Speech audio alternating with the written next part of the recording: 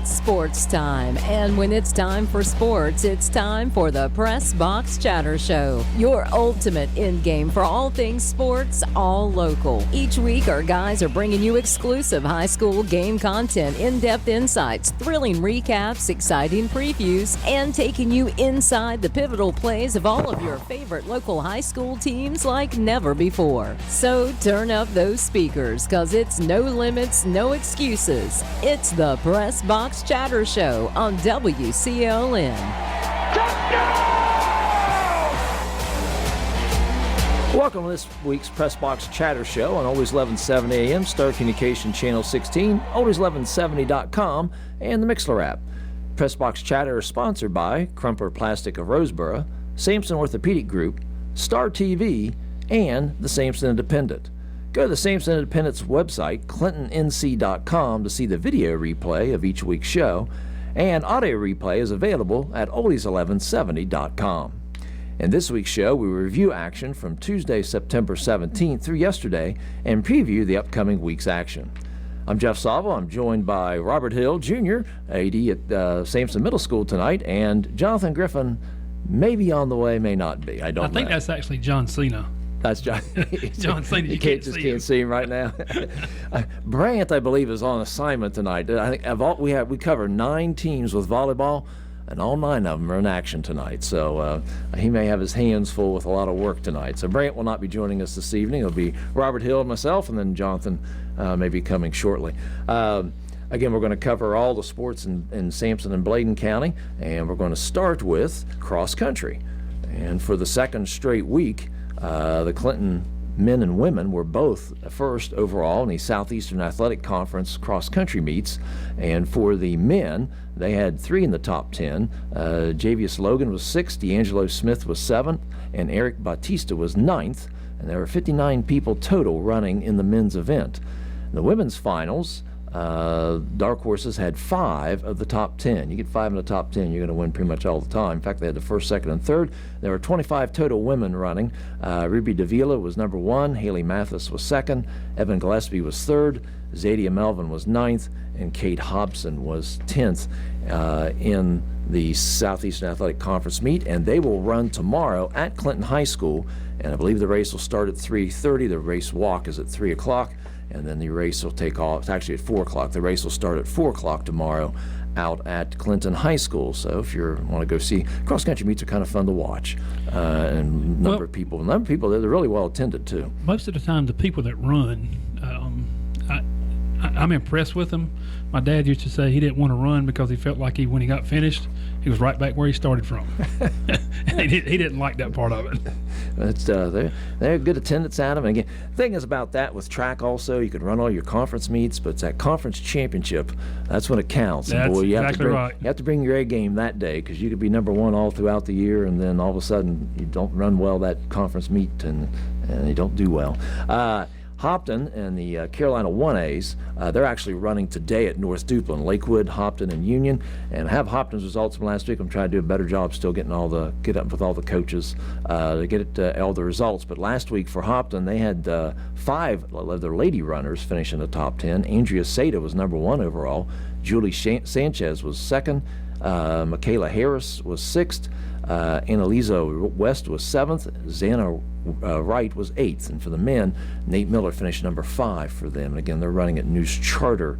They're running at North Duplin Cliffs of the Noose, which is a very nice facility. And that meet is today. They'll be at Lakewood next week, October 1st, for their next cross-country meet. Golf last week. It was a 5-team meet. Fairmont, Hopton, Clinton, Midway, and Heidi Trask came in also. So it was a 2A, 1A combination. And Fairmont took top honors with a score of 163. Hopton came in next at 168. Clinton 171, then Midway at 172. For Hopton, with the second place finish overall, Katie Britt was 2nd also overall amongst all the golfers. She shot a 52. Carly Brooke Wade and Madron Ramirez both shot 58s, and that was good for 7th overall. For the Dark Horses, Larkin Best had a 55. That placed her 4th overall. Ella Rice had a 57. That placed her 6th. Zoe Naylor had a 59, and that placed her 9th. And for Midway, Maya Gwynn had a 54. She placed third overall amongst all the golfers. Karina Richards and Ava Hargrove tied Zoe Naylor in ninth place with 59s as well. They all play better than I do. There you go. Well, yeah, I haven't played golf. I'm not going to go into all that. No comments there. Golf, the Southeastern Athletic Conference will be at West Bladen tomorrow, and Hopton will be traveling to East Bladen for their match tomorrow. So we'll try to get some golf results on tap for next week as well, too. Soccer, though. So we're going to jump into soccer then next. Some of the games impacted by weather last week, so it's kind of a lighter schedule than normal. We're going to start with the dark horses, though. Clinton dark horses. I copied Brant's comment about Midway having a volleyball gauntlet, and Clinton's been facing a soccer gauntlet. Started last Thursday. They traveled to an 8-1 Richlands team and defeated Richlands 8-0. And a pretty sound defeat to the Wildcats down here. Talked with Adam Smith, who teaches with me there at the middle school, and he just said they played all around well game. Yeah, Nelson Guerrero had 2 goals. 6 people total scored for the Dark Horses that night. They followed that up with Coach Spell called last night, and he thought this was their best game all year. They 3-0 win over a very good Greenville Rose team. Guerrero, Griffin Williams, and J.J. Nahara all had goals, and Louis Bartolome is is the goalkeeper for the Dark Horses, who had to shut out, actually 2 shutouts in a row. So they and the Horses now this week continue that gauntlet this Thursday. It's a very big game, and should be an excellent crowd out at Clinton High School for it. The Horses at 10-1 will welcome in Wallace Rose Hill, non-conference game, but Wallace Rose Hill come in at 9-0-2, and that's a 6:30 start out at Clinton High School. So 10-1 Clinton, 9-0-2 Wallace Rose Hill. That would I don't think it matters which sports they're playing. With those two, when those two teams get together, it's going to be good. Yeah, it'll be a good crowd for that one. Then another big game. Then Monday, as Clinton will start conference play. Finally, there's only 5 teams in conference. Fairmont does not have soccer in the Southeastern Athletic Conference, so conference starts awful late for the Southeastern Athletic Conference. And Monday, Clinton will have a big game at Midway, and that'll be a 6:30 start at Midway. Next week, and so we'll lead into Midway. Midway comes in now 8-2, and they had a good win yesterday, 4-3 over a very tough Spring Creek team. Spring Creek's overall record may not show it, but Spring Creek is also in a conference that's not very strong. So what they do is they schedule very tough non-conference, and Midway getting that win. 4-3 over Spring Creek. That's a good win for Midway. Leading scorers, Luis Florido has 11 goals. Jaden Espinino Diaz has 9 goals. Luke McCrae has 7 assists. He's a leading assist person. And Keller Godwin is in goal for Midway. They play at Triton Thursday at 6:30, and then again they host the Dark Horses. Conference play starts next Monday at Midway. And that should be good. They had a couple good ball games last year. We'll head on to West Bladen. We'll stay in the Southeastern Athletic Conference. West Bladen is currently 6-2. They lost 6-0. The only game last week was a 6-0 defeat to Lumberton, and they are off till next Monday when they will be at St. Paul's for the start of conference play. A 6:30 start at St. Paul's. And I would think going into conference play, maybe West Bladen looking at maybe the number 3 team of the 5 in the Southeastern Athletic Conference. We'll go to the Waccamaw 1A, 2A. East Bladen checks in at 4-4, but more importantly, they are 2-0 in conference play. And again, with a 1A, 2A split, as long as you're the best 1A school, that's right, then you'll have the number 1 seed going in. And they may end up winning that conference. Overall, East Columbus may have something to say about that. That'll be a big game. That'll be a match they have this week, too. They play at West Columbus Wednesday. They host West Columbus Wednesday at 5. They're at East Columbus Thursday at 5:30, and then they host Whiteville next Monday at 7 o'clock. All those are conference games, and East Bladen again sitting at 2-0 in conference play. We'll jump down to Harrell's real quick. They're 4-6 overall. They are 2-3 in conference play. A rough week for them last week. They lost 7-1 to Fayetteville Academy last Tuesday. Adrian Marquez had the goal and Caden Sutton the assist, and then they dropped a 2-1 decision to Berean Baptist last Thursday. They're playing today, and they've got 2 games this week, 2 conference games this week. 2 conference games they lost by 1 goal each earlier. They're playing Rocky Mount Academy today. They lost to them 1-0 earlier, and they have Faith Christian out of Rocky Mount this Thursday at home. Both these games are at home. It's a 4:30 start Thursday. They lost to them 2-1 earlier. So Harrell's looking to get maybe on the upside in conference play with 2 games, maybe get the split the season series with both those schools this week. Hopton will go to the Carolina 1A. Hopton checks in at 6-5-1. They lost last Wednesday to, again, the team we just talked about, Spring Creek. They lost 3-1 up at Spring Creek. And then this Monday, they opened conference play with a resounding 8-0 defeat of Rosewood. So they're 6-5-1, 1-0 in conference.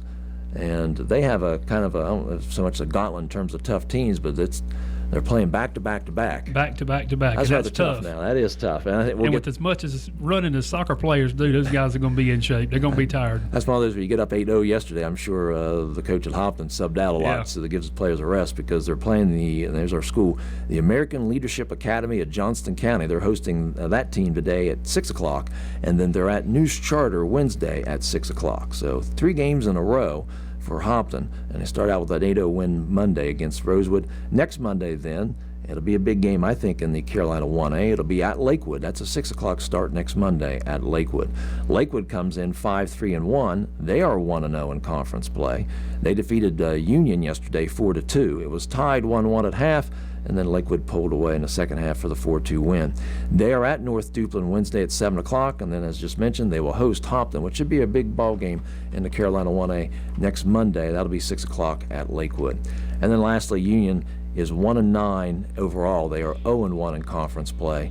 Last Tuesday, they dropped a 4-2 decision to Fayetteville 71st, and then yesterday, as mentioned, they dropped a 4-2 decision to Lakewood. They host Rosewood, hopefully get on the winning track with this Wednesday at 6, and then they host North Duplin next Monday at 6. And that's our soccer roundup here, soccer, cross country, and golf. Women's golf. We will come back. Coach Hill last week had an interview with the defense coordinator at Clinton High, Travis Elliott. Travis Elliott. We'll have Coach Hill's interview with Coach Elliott of the Clinton Dark Horses coming up after these messages. Thanks again for tuning in to Pressbox Chatter, brought to you by Crumpler Plastic, Sampson Orthopedic Group, Star Telephone, and the Sampson Independent. The Pressbox Chatter brought to you in part by Crumpler Plastic Pipe Incorporated, Agricultural Drain Systems, Constructed Wetlands, Septic Sewer Drain Pipes. For more information, call 910-525-4046 or log on to the website www.cpp-pipe.com. Stay in the game with Sampson Orthopedic Group. Whether it's a sports injury, joint pain, or the need for expert surgical care, Sampson Orthopedic Group has you covered. Our team of skilled providers are here to get you back and doing what you love, pain-free. From advanced joint replacements to comprehensive sports medicine, we offer personalized, compassionate care that will get you back to doing what you love. Discover expert care right here in your community at Sampson Orthopedic Group. Call Sampson Orthopedic Group today at 910-590-1001. Again, call 910-590-1001 and stay in the game with Sampson Orthopedic Group.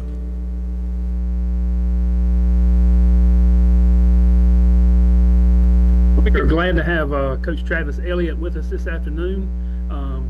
Coach Elliott, we're glad to have you. And if you could just go ahead and talk to us a little bit about how long you've been coaching and where you've been and what levels of sports you've coached at.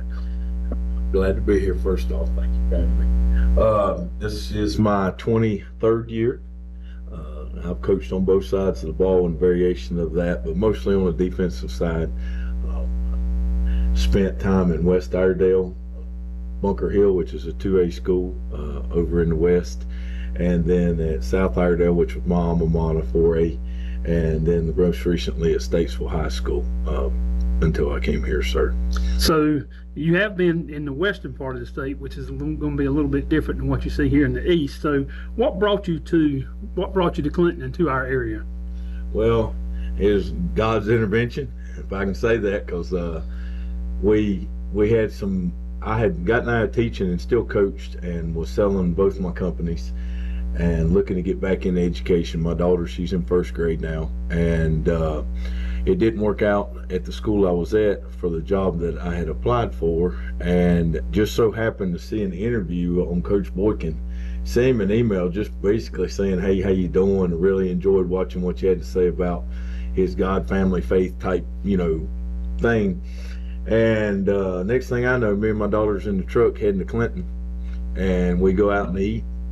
We met Dr. Johnson and we met a few people here in the community, And we got hit with what I call the Clinton treble hook. And because once that thing set in, God family football type mentality, it looked like the place that I wanted my daughter to be at. Plus, I think Clinton reminds me of my hometown before we got influx of everybody from everywhere. Well, there are some good people here, and we're glad to have you in this area. Now, besides football, have you got any background with any other sports? Yeah, I coached high school basketball for 16 years. Did track. Well, when you go talk about basketball now, I can't talk much basketball with you, but I can talk a little football with you. Yes, sir. As far as coaching style, on-field techniques, I heard you say you've coached both sides of the ball, but it seems like you may be a little bit more familiar and wanting to stay on the defensive side of the ball. Can you talk to us a little bit about your on-field techniques and coaching philosophy? My philosophy is, at the end of the day, it's my Jimmy versus your Joe. I'm not the guy that you want on the whiteboard, I'll be honest with you, because I think the last guy with the pen always wins. At the end of the day, what we're able to do, I want to do it a lot, and I want to do it very well. My mentality is kind of like Bruce Lee. I'd rather do the same kick 10,000 times and master it than have 10,000 kicks and not know how to do any of them. I coach off of rapport. I tell my young men every day, you can quit when I quit. When you see me quit coaching you, or I quit talking to you, then you can quit playing. And if they'll match that, then I know that our young men, they're not going to. And it's more about life too. I mean, we're going to get times we get kicked in the knees, and we got to get back up, and things that we encounter, and we have to teach those things. And I did the same way when I coached O-line. I coached O-line like we were D-linemen. We're going to attack, we're going to be physical, we're going to be hands-on. And those are some of the things we're having to change a little bit, because it seemed like in past film, a lot of just get in the backfield and cause havoc, and nobody actually just reestablishing line of scrimmages, nobody wanting to take on those blocks and knowing how to take it on and be physical. I'm not saying Clinton wasn't physical, don't get me wrong, but a different kind of physical in how I coach, and the weight room is going to be huge for us as we move forward, getting that reestablished. So I'll just kind of go off of that little bit, and that's kind of on about player development. So as far as developing players, how important do you think it is that you have a relationship with the kids that you're coaching? Huge, and it's all different kinds of relationships. Trying to think of the right words here. Number one, it's got to be trust, and trust isn't just given, and that's a two-way street. The kids have to trust me, and I have to trust them. We have to respect each other, and those things just don't happen overnight. I think they happen over time and consistency, and knowing where everybody's heart is, and are you treating it fairly. I think that's probably one of my best perks, is I've always tried to treat every player fairly, whether they play all the time or they don't play hardly at all. We all have a role, and knowing that role and being able to execute it to the best of our ability is huge. As far as development, there's no doubt about it. We're in high school football, public high school football. We don't get to go out and handpick and do some of the things that some other places do. But the great thing about this area, it seems, is it's a big part of the community, and there's a lot of support, and a lot of people want it done. They just want it done the right way, and if it helps their young men be a better person the next day than they were the day before, they're all for it. Well, Clinton's always been known for across the state for having good football program. This year's obviously been a tough one for players, parents, coaches, everybody involved. How do you personally, how does the coaching staff, how has everybody been trying to keep the team motivated and still going with the tough season that we're having? Well, I'm going to speak for myself, because I don't want to speak for other people, so forgive me. My time in film hadn't changed. I try to get my players to match that up, which that's not happened yet, but we got to get them in off season understanding how to watch film, I think, to a degree. But if you're not putting in the film work, number one, there's an issue. Number two is the gym work, and I'm nowhere near like I used to be, but I still try to live in the gym at least 4 or 5 days a week, and you have to set an example. And it comes back to also it's the consistency I talked about. I know for me personally, every time after we give up a score, no matter, take the game the other week, we had a pick six, offense did, and we go back on kickoff return, I'm trying to go out there and let the guys know, hey, we're still fighting, and letting them physically see that instead of little things. Our young men are not dumb. They're very educated. They're very smart. Our problem is we're behind the 8 ball with a lot of things, which, there's no hidden secret with that. But we have to put in the work to be different, because where we're at is not acceptable on either level. I mean, we have accountability as coaches too. And I think as a staff and individually, I think everybody's done a fantastic job of keeping kids motivated, keeping their heads up, keeping them involved, and still wanting to be out and try to get better. As far as our team culture, I think that's one of the things that we have to develop in order for kids to buy into what we're doing. How do you describe the team culture there in the locker room? We're looking for a leader. I don't mean that anything against the ones we have, but it's tough on young men who've never been put in that position, and then all of a sudden everybody that they've leaned on or have thought would be there to kind of help them go to the field of battle is not there anymore. And so now you have underclassmen for the most part, outside of a few seniors, and those seniors are great people. One's a transfer in, one I'm not sure has ever played before, and then of course we have Big Hayden. And my understanding about Hayden is he never talked. Well, Big Hayden is talking now. Big Hayden's doing things, and I'm just using him for an example that he, from what I understand, didn't normally do. So I think we're seeing progress. It's just unfortunately not at the speed that we would like it to be at. But you look at Lumberton, I'll call myself out. I allowed the defense to quit playing the second half. That's on me. We come back against Whiteville, and I felt like personally the defense played hard the whole game. So we're seeing progress with that buy-in, I believe. It's just we need some things to kind of go our way, and at the end of the day, we're young and we're inexperienced. I've told my kids, and I've told teams that I've coached in the past, everybody wants to win, but you got to do the little things better than everybody else does. And I think if we do those little things better than everybody else does, those good things are going to start to happen for us. Which leads me into my final question: is success. I mean, I don't want my success measured and defined by somebody else's ruler. So how would you define success of what we've done so far and what we're looking for? Success, I used Hayden's example first off. You're seeing a young man do things that he normally would not do, which I think is going to help him down the road. We're seeing some people who are really buying in. I'll use Kelly Neer as an example. I'm watching him on film, and we're getting our teeth kicked in against Lumberton. It just pops in my head. And I don't remember who made the tackle. I think it was Nathan Burton. Kelly runs all the way over from the other side of the field, just clapping and picking him up and cheering for him, and we're getting our teeth kicked in. So you're seeing young men that their mentality is there.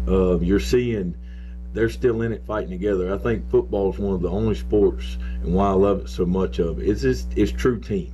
It's not one person can take over, and you all got to make each other better.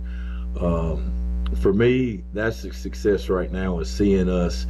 Life is giving us a bad hand, and what are we doing with that hand? Are we waking up every day and being negative Nancy, or are we waking up every day saying, okay, Lord, I got the challenge. Let's go do what we can to make it better. And if you're getting young men to be able to do that, then when they're providing for their family and when they're doing other things, it's going to be bigger in life than they should be spying. Well, that is fantastic, Coach. We appreciate you being with us this week. We look forward to you being in Clinton. Look forward to you being with the Dark Horses for many years to come. Folks, we appreciate you listening, and we'll see you at the ball game. Thank you. Stay in the game with Sampson Orthopedic Group.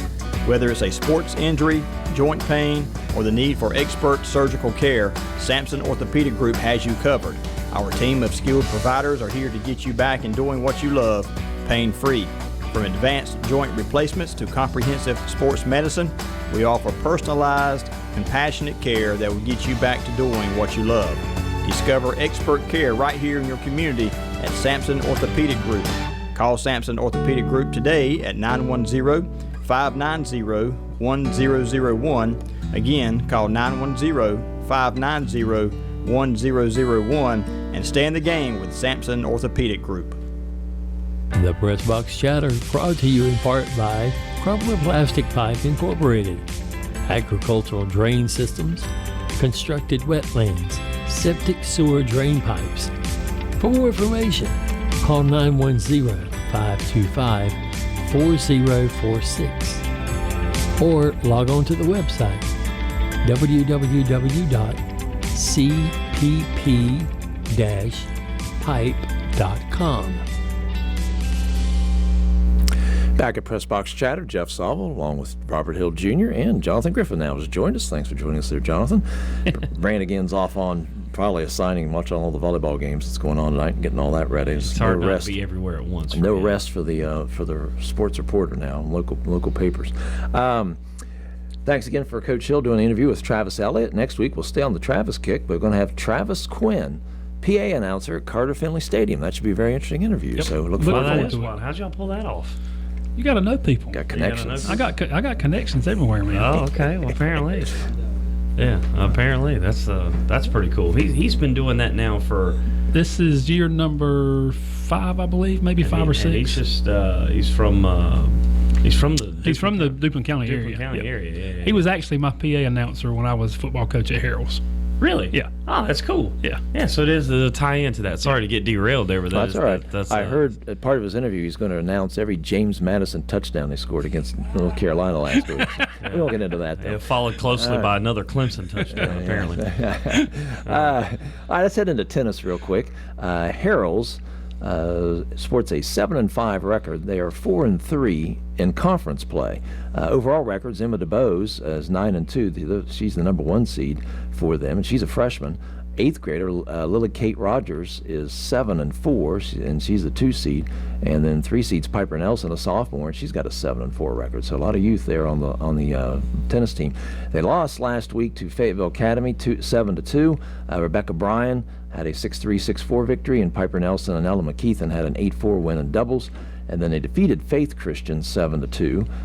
DeBose, Kate Rogers, Nelson, McKeithen, and Olivia Matthews all had victories for Harrell's in that one. They are facing Rocky Mount Academy today at 3:30.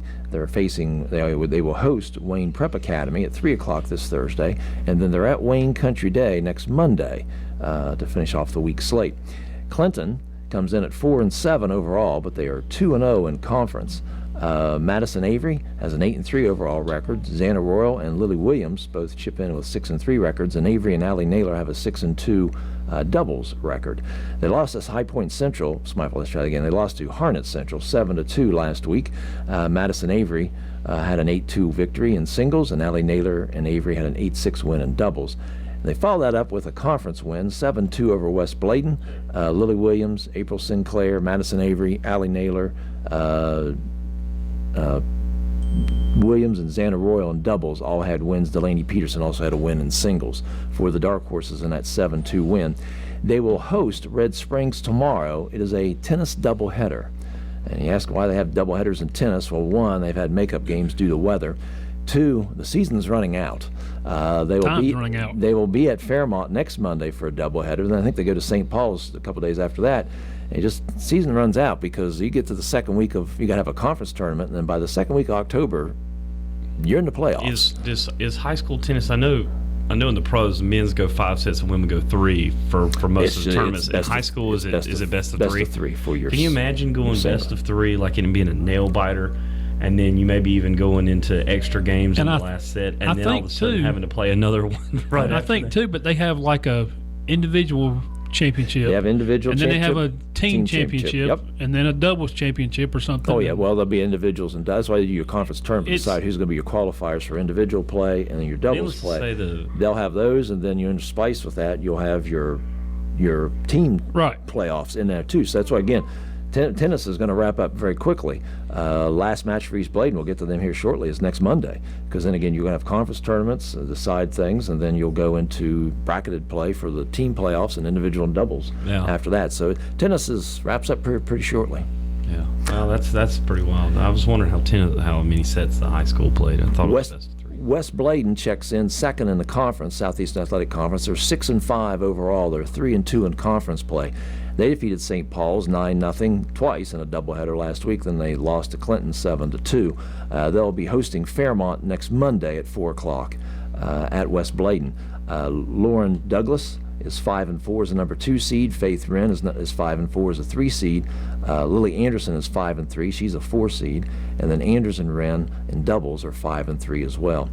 East Bladen sits at 3-6 overall, but they are 3-2 in conference, and that makes them first in the 1A classification of the 1A, 2A Waccamaw, which then, as long as they finish first out of the 1As, as we mentioned earlier, that'll give them the number 1 seed. In the coming up in the tournament, in the playoffs. They lost 9-0 to Whiteville last week. They face South Columbus Tuesday at 4 o'clock. Well, that's today, and actually that's going to be their last match of the year before they get to their conference tournament.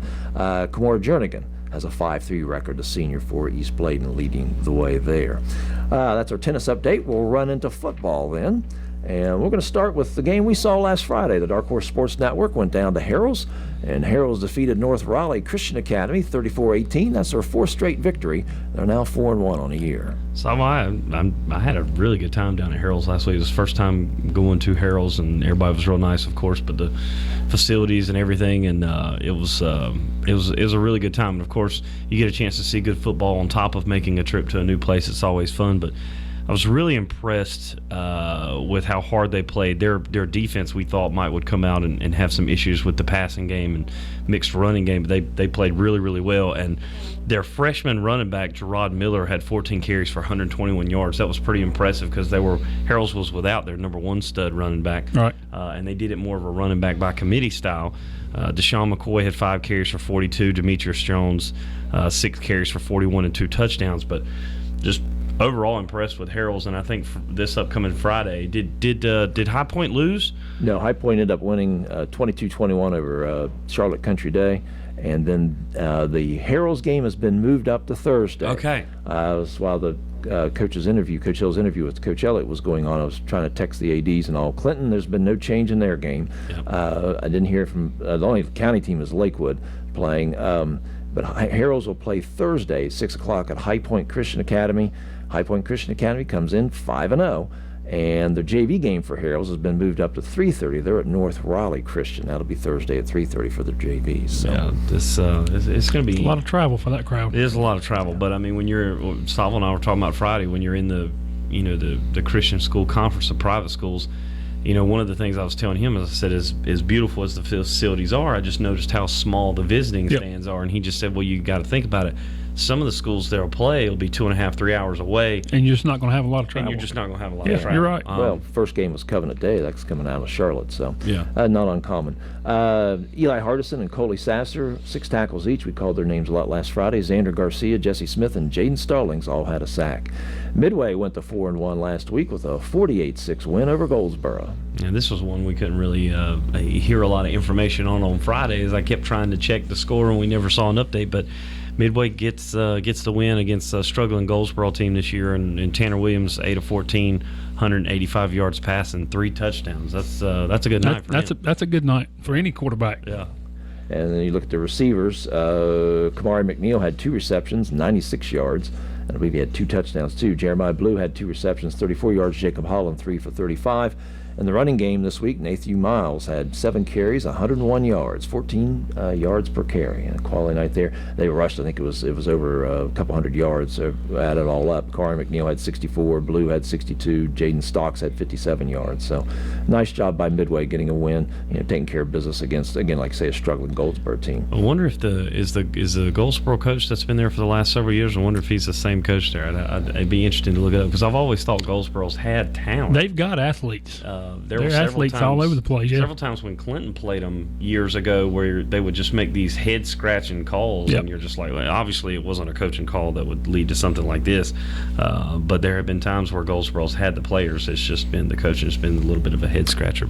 And Midway hadn't had much in the passing game. Good to see the passing game open up a little bit. And Tanner Williams, like I said, 8 of 14 for 185 yards. Caleb Hall had 7 tackles, an interception, and a fumble recovery. That's a good overall night on defense. Wesley, too, also came up with an interception. 2 games last week involving our teams went down to the wire. We'll start with Lakewood first in the win.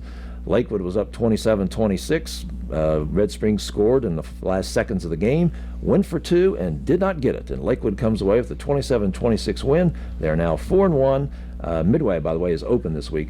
Lakewood will host North Johnston this Friday. This Friday, North Johnston is 2-2. I think Lakewood in recent weeks has been, going by the old Aerosmith song "Living on the Edge" because living on the edge. They've been living on the edge just about every game. We'll check it. Heck, I think Lejeune, they were down too. We were checking it during the game. They were down pretty much the whole game. Come back and won, and we're like, oh my Lord, you're supposed to be beating Lejeune pretty bad. And then Red Springs is now, they're still winless on the year, correct, Samuel? Yes. So I mean, that was a game that we thought that Lakewood was just going to go right in, but they've had some key injuries. I think some of the Red Springs losses have been to 3A and 4A schools. Oh yeah, they've played up so far in their non-conference. Yeah. Sure. But it's good chance for Lakewood to get to 4-1, coming off the loss against Midway, which was a tough battle. And then they play now North Johnston, who defeated Hobson last week. Yeah, North Johnston. It was a touchdown game with Midway. North Johnston lost to Midway 29-22. Then North Johnston, we'll get to that shortly, handled Hopton pretty well. And so now North Johnston comes to town 2-2, coming to Lakewood. And the one guy that the key that's going to be for Lakewood is defending their quarterback, North Johnston's quarterback, Caleb Pone.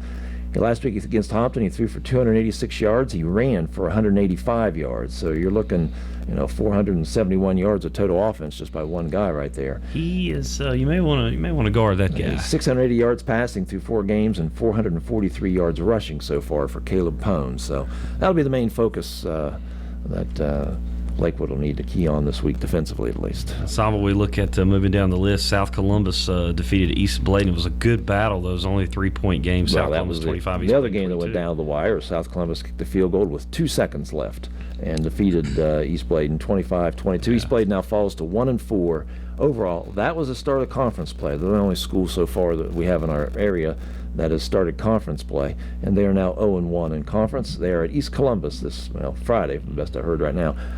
East Columbus is 0-4. East Bladen got a chance to get a W Friday, hopefully.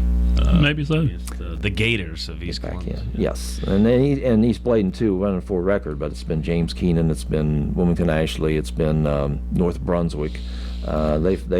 They've played up too. South Columbus is 4-1 themselves. Is Coach Priest still coaching? He's still there. Coach Priest still at East Bladen. That's somebody who is a great human being. Obviously, he's battled his health issues with cancer and stuff the last couple of years. So it's good to see him out there still fighting, and he's got a community that's well supportive him and what he's trying to do out there at East Bladen. In the Carolina 1A, as we already mentioned, Lakewood, and still non-conference for them. Hopton last week dropped a 56-34 decision to North Johnston. That drops Hopton to 2-3, and they will be open this week. Have a week off before continuing play. A majority of the county schools are open this week. Yeah, Lakewood's the only one playing this week. If you don't count Clinton, that's just, you got Lakewood and that's it. So there would be slim pickings this week if Clinton was on. In Sampson County. Yeah, in Sampson County. East Bladen will be at East Columbus, and we'll get to West Bladen here shortly. Union last week, probably their best chance at a win. Dropped a 54-34 decision to Spring Creek, and Union now goes to 0-5, and they are open this week as well. Again, just continue the building process down there. Yeah, keep them going, keep working. Keep them motivated, keep their heads up. Yep, keep developing them as young men as well, too. Salvo, quickly, I mean, both of you have been coaches, but I've asked him this the other night.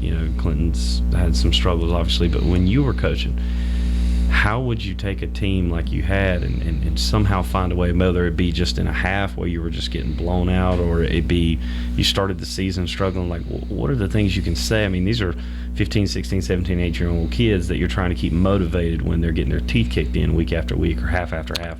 What would you say to your players? Well, you have to make it fun for them, whether it's in the middle of a game, whether it's in practice. But you keep telling them to keep plugging, keep trying the best, and eventually, like I said in the interview earlier, if they'll do some of the small things better than somebody else, then some good things will start happening. Yeah, you set smaller goals like trying to win, like, hey, let's win the quarter. Saul said that good when we were playing the other day. We really, really struggled in the first half against Whitewood. Right. But overall, he was talking about, hey, you try to come out and win the third quarter, try to win the half. So I was just curious. It's a struggle. You guys are two former coaches, so I wanted to ask you. You break it down into smaller components, and then ultimately your goal is, in the start of the game, the farther you can get into the game and still be in the game. That's your goal. That's Small what you victories. just want to have that chance as you Small get into the fourth victories. quarter. West Bladen was open last week. They are 1-3, and they host the American Leadership Academy at Johnston County. So that group will be making the trek down there.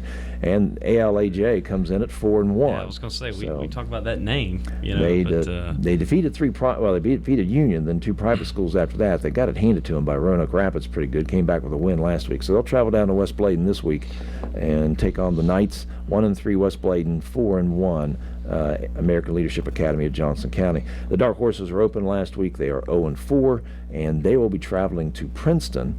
Princeton comes in 1-3, but Princeton again had I got my notes for the game in my other book, but they had a 2-point loss to start the season and a 1-point loss after that. One was to Harnett Central, one I can't think of the other. So they're basically 3 points away from being undefeated. Well, being close. 3-1. Close. Richland's hammered them pretty good last week. But Richland's is having 5-0. So Yeah.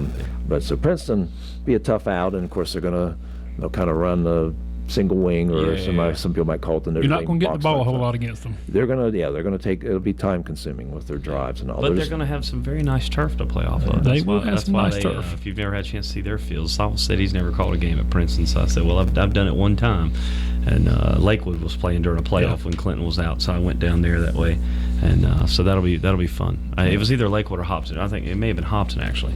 We talked with Coach Boykin last night on the show. It's a different offense, but it's not. It's the wing T, really. Right. You're just taking a quarterback out and putting him as a wing, basically. You're just trying to outnumber people is what they try to do with their plays. Very simple in terms of what they do, but you got to watch. You just can't look at backfield action. And guards will actually take the plays pretty much all the time. But it's just going to be a matter.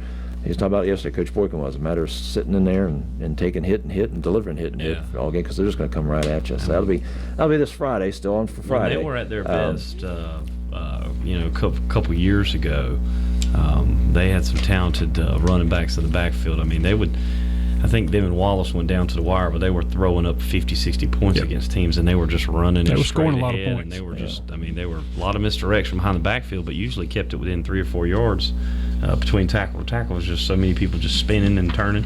Maybe not quite the Union of old with Dr. John Ward down there running the single wing. He used to have people diving and turning and spinning like the ball had been snapped over their head, but it still was between the tackles for the most part. So.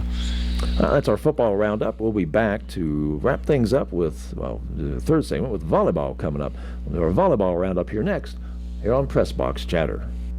The Pressbox Chatter, brought to you in part by Crumpler Plastic Pipe Incorporated, agricultural drain systems, constructed wetlands, septic sewer drain pipes. For more information, call 910-525-4046 or log on to the website www.cpp-pipe.com. Stay in the game with Sampson Orthopedic Group. Whether it's a sports injury, joint pain, or the need for expert surgical care, Sampson Orthopedic Group has you covered. Our team of skilled providers are here to get you back in doing what you love, pain-free. From advanced joint replacements to comprehensive sports medicine, we offer personalized, compassionate care that will get you back to doing what you love. Discover expert care right here in your community at Sampson Orthopedic Group. Call Sampson Orthopedic Group today at 910-590-1001. Again, call 910-590-1001 and stay in the game with Sampson Orthopedic Group. Back at Pressbox Chatter here. Thanks for joining us. Robert Hill Jr., Jonathan Griffin, Jeff Sobel here for this week's edition. And we'll close out our sports here with volleyball. And I think no better team to start out with than Mintz Christian Academy. Mintz now with yesterday's victory, now 16-0 overall. Last week they had I didn't have my numbers down. Last week they swept pretty much everybody getting 3 sets. They've won 48 sets so far. They've lost 3. And I think Brant's probably the one stat someplace. The last time they've lost a set was when they dropped a set to Clinton, and that was like on August 28th or something like that. So they've gone the whole month of September. That's impressive. Not lost a set at all. It's been on a roll for them, and it continues. And this week, they are facing Cornerstone Christian Academy today at 4 o'clock. They're at Sandhills Classical Thursday at 4 o'clock. And I know it would be, actually this we cover this next Tuesday, but a big game maybe next Tuesday. They're at Northwood Temple. Northwood Temple right now currently sits at 13-2. They've not played Northwood Temple this year, so they got a good big game coming up next Tuesday. Abby Walters, Mackenzie Small, Sarah Millen, Sadie Parrish, and I'm going to forget they've got a lot of quality players there, but Mintz and Coach Hines continue to roll at 16-0. On the season. They've only lost 3 sets so far compared to obviously 48 sets that they have won. We'll go to the Southeastern Athletic Conference next. Midway comes in currently at 9-3.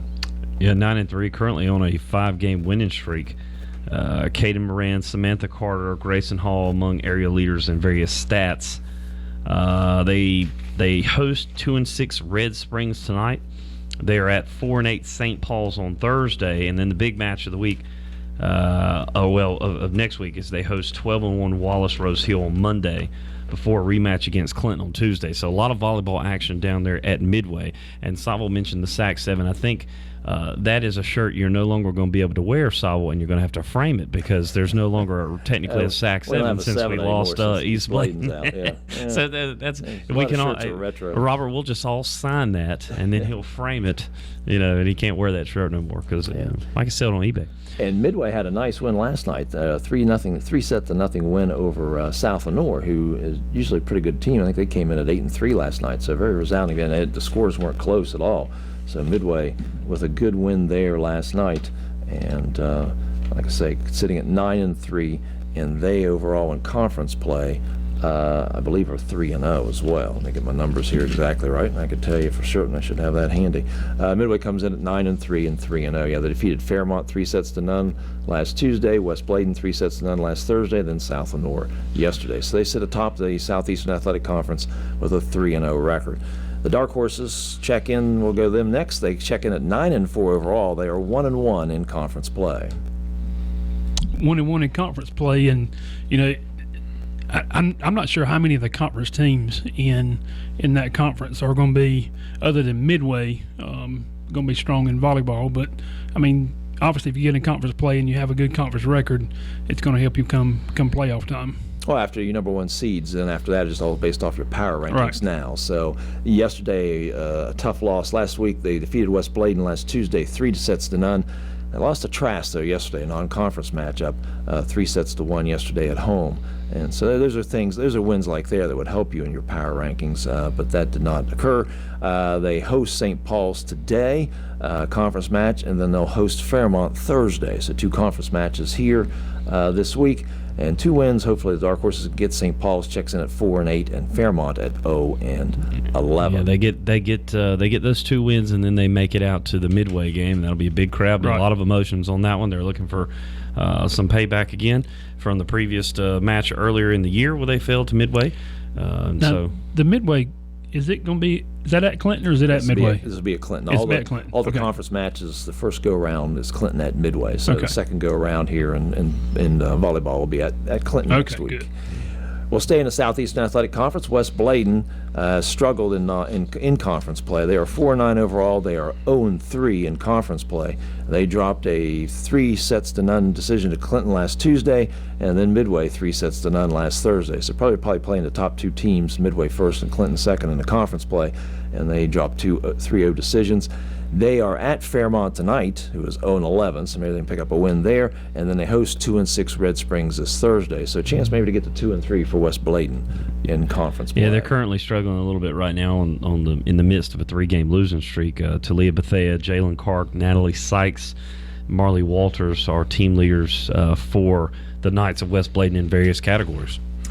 We'll jump in and we'll stay in Bladen County. East Bladen also struggling in the Waccamaw 2A, 1A. They're 4-7 overall. They are 1-4 in conference play.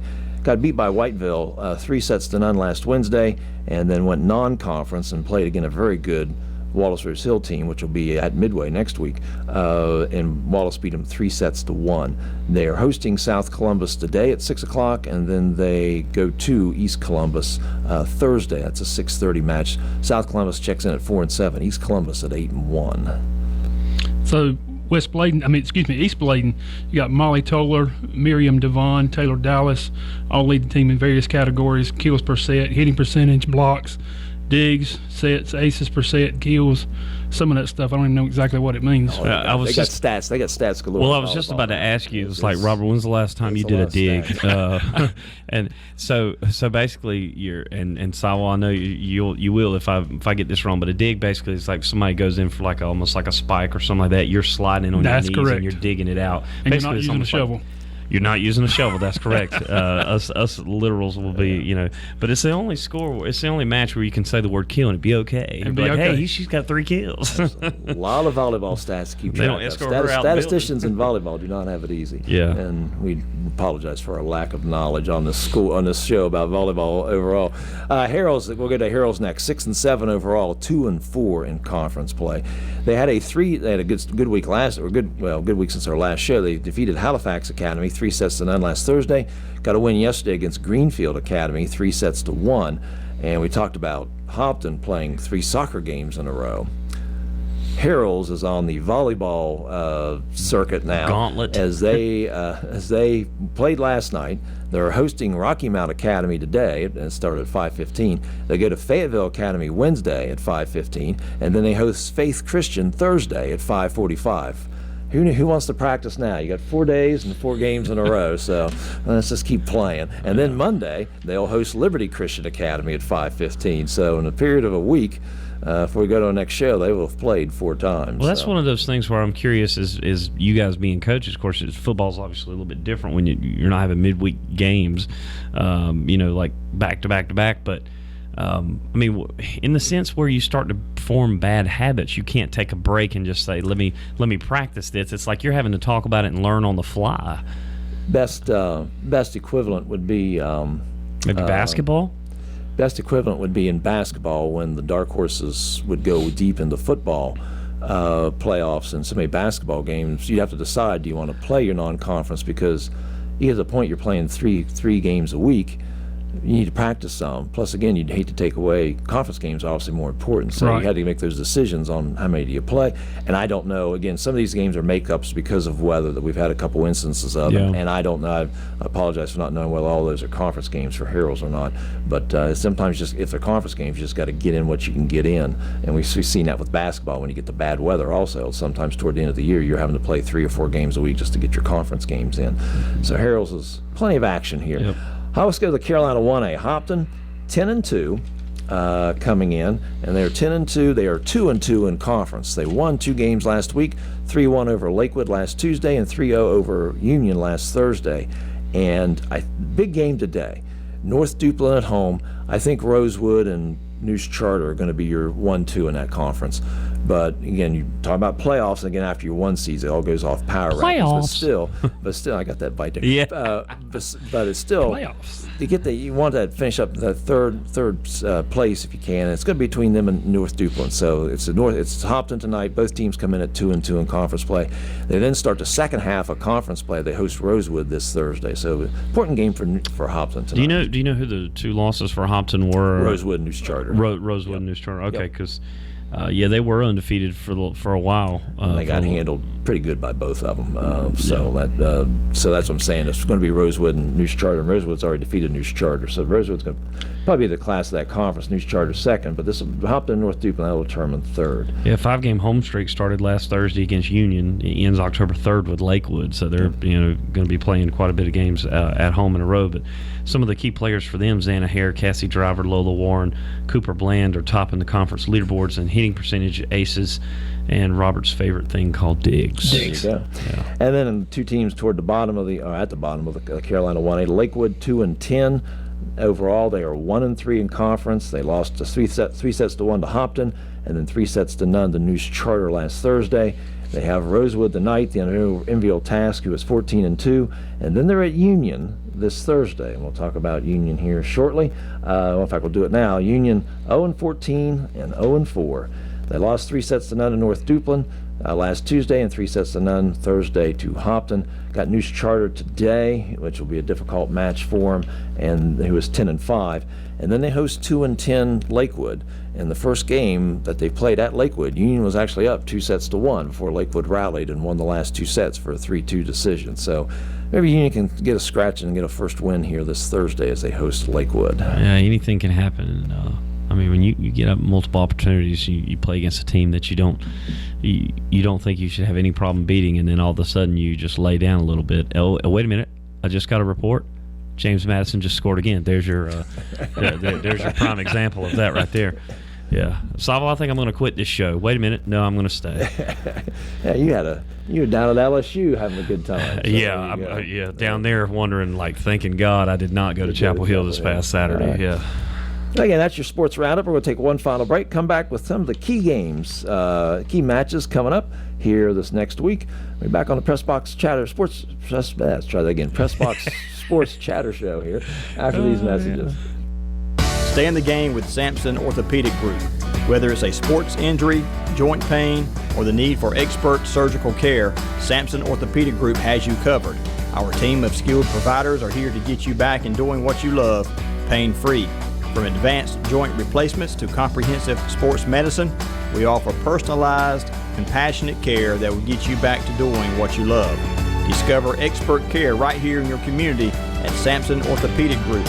Call Sampson Orthopedic Group today at 910-590-1001. Again, call 910-590-1001 and stay in the game with Sampson Orthopedic Group.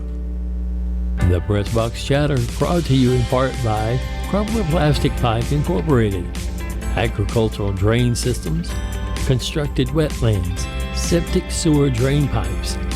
For more information, call 910-525-4046 or log on to the website www.cpp-pipe.com.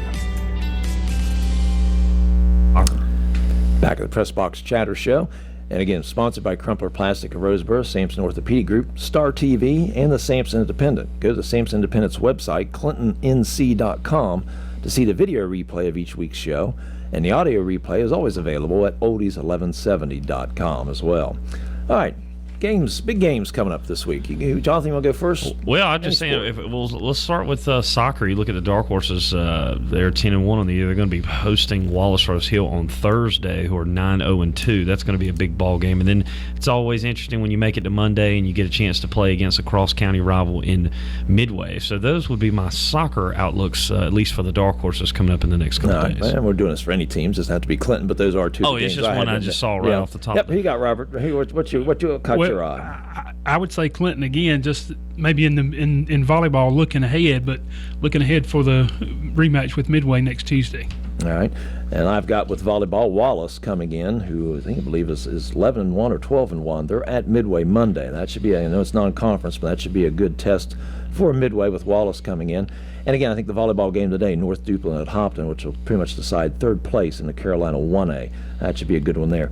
Soccer, Hopton's at Lakewood next Monday. I believe that'll help decide. Of course, they got to play twice. This will be the first meeting, but I think it's those two teams that will decide who wins first in the Carolina 1A in soccer. Tennis, by next week, Clinton could have the conference championship wrapped up, as they've got doubleheaders tomorrow against Red Springs, and they're at Fairmont. And in football, Harrell's at High Point Central. 4-1 Harrell's at 5-0 High Point Central. That's a Thursday game now at 6 o'clock at High Point Central. That one has been changed. No changes yet in Clinton or Lakewood, and I believe the North Johnston 2-2 North Johnston team at Lakewood 4-1. That'll be an interesting game there this Friday at Lakewood. That's one of those ones to circle, because the Achilles heel for Lakewood this year, early on at least, has been their defense. They've had games where they've struggled against the pass, and they've had games where they've struggled against the run. They're going to get the double whammy going against Pone. Caleb Pone, and that's a name that I remember calling. Seemed like we called this game last year when we did Hopton and I don't North remember him being quite that dual threat of a guy, but hey, he's talented. All right. Gentlemen, thanks for joining us. Thanks, everybody, for tuning in, and whoever catches us throughout the week on ClintonNC.com, the Sampson Independent's website, or oldies1170.com. We'll see you next week for another episode of Pressbox Chatter. Thanks for listening. We'll see you at the ball game. The Pressbox Chatter Show on WCLN is brought to you in part by the Sampson Independent. Don't forget to tune in every Tuesday at 6 for the latest broadcast on 1170 AM, Star TV Channel 16, oldies1170.com, and the Mixlr app. And remember, when it's time for sports, it's always time for the Pressbox Chatter Show.